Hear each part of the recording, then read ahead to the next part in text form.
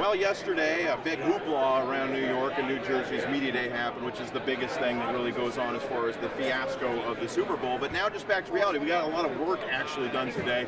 Media availability with the Seahawks, and you actually got to ask questions that were relevant to football. Yeah, and you could definitely tell that the guys were a little more comfortable with talking about football. Right. And it seemed like they were a little more willing to even talk to you and do interviews because they knew it was going to be back to football. And of course, we did have quite a few media there, but it was restricted to pretty much just the regular media that are here for the entire week, not just people who have day passes and are, have some agenda to, put together some goofy piece or something like that. Yeah, who would do something like that? Oh my goodness. But one of the other topics, and we were just discussing it, was Marshawn Lynch seems to be the biggest topic coming out of today's media day.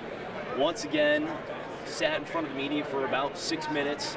One-word answers, and actually they went with a different approach to get some answers out of him. Yeah, Michael Robinson, the fullback, just slid in and answered questions as Marshawn Lynch, kind of like we did with Tom with Pete Carroll the other day. But it was funny because Marshawn had already answered about 4 or 5 questions, and so then they redirected all those questions toward Michael Robinson, and he answered in exactly the same words, ending every sentence in boss, which is what Marshawn Lynch has been doing. It's kind of funny that one of the points that he makes, though, Tom, is very good. The media talks about being that bridge between fans and players, and his point is, look, the fans don't have a problem. The fans have said, we'll pay the fines. They'd raise the money for the fines. So he said, if the fans don't have a problem with it, then what do we need to build a bridge for? It's kind of an important, kind of a nice point that Marshawn Lynch makes.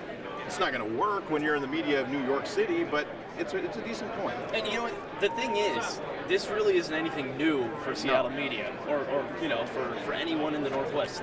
Marshawn Lynch does not talk to the media very often. No. He is not comfortable doing it. It's not his personality. So it almost never happens. But because it's Super Bowl week and now you have so many eyes on the situation, now all of a sudden it's a storyline.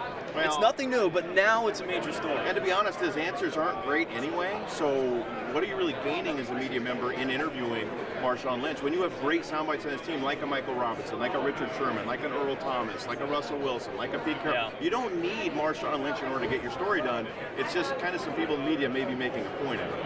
Yeah, and I think they're also afraid of setting a precedent. If he somehow comes to the Super Bowl and decides he doesn't want to talk, maybe next year you're going to run into it with another player who says, you know what, well, Marshawn Lynch didn't have to talk last year.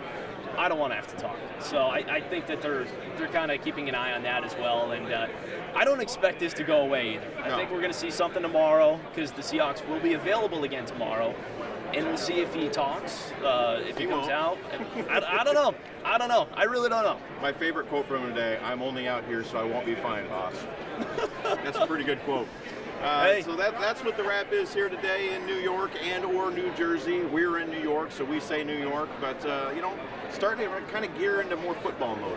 Gear into football mode for the Seahawks and the Broncos, so they're kind of, slowing things down as far as media goes, but as you can see behind us, a lot busier here today on Wednesday than it has been the previous days. There are a lot of people here, a lot of big names around. We're standing by. Darryl Strawberry walks by, Uriah Faber, Frank Mir from the UFC if you're an MMA fan. Just bigger names starting to show up and a lot more radio shows going on back there. Yeah, it is definitely getting bigger and busier, and we also expect to have more fans coming in the next couple of days as well. As you would think that some people probably waiting until the end of the week before coming out to check out the big game. Probably a good idea. Yeah, probably so. All right, well, that's going to do it for us today. We'll be back tomorrow with another update on what's going on here at Super Bowl 48 in New York and in New Jersey.